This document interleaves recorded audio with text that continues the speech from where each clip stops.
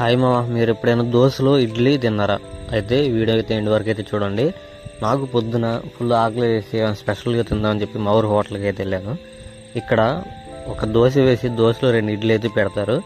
2 ఇడ్లీ పెట్టి అందులో నల్లటి కారపొడి, వీళ్ళు సొంతగా ప్రిపేర్ చేసుకున్న కారపొడి అయితే వేస్తారు. వీళ్ళు గత 35-40 ఇయర్స్కి అయితే ఈ హోటల్ అయితే రన్ చేస్తున్నారు. నేనైతే ఇడ్లీ దోశ అయితే చాలాసార్లు తిన్నా. టేస్ట్ విషయానికి వస్తే మాత్రం చాలా సూపర్ అయితే ఉంటుంది. మీరు కూడా ట్రై చేయండి. ట్రై చేసి ఉంటే మాత్రం కామెంట్ అయితే చేయండి. వీడియో ఎలా చెప్తున్నాడు అనుకుంటున్నారా? లేదు ఫ్రెండ్స్, మీరు కూడా ట్రై చేయండి.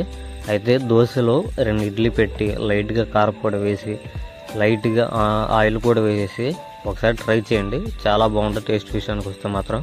మీలో చాలామంది మహా అయితే మసాలా దోశ, ఆనియన్ దోశ లేదా ఉప్మా దోశ అయితే తిని ఉంటారు. అయితే ఈ దోశ కూడా అన్నిట్లో ఒకటి.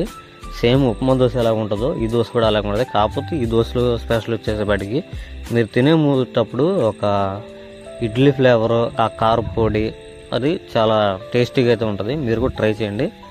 మీరు ట్రై చేసినట్టయితే మాత్రం ప్లీజ్ కామెంట్ చేయండి. లేదంటే సబ్స్క్రైబ్ అయితే చేసుకోండి ఫ్రెండ్స్. సబ్స్క్రైబ్ చేసుకోవడం మర్చిపోకండి ఫ్రెండ్స్. Thank you.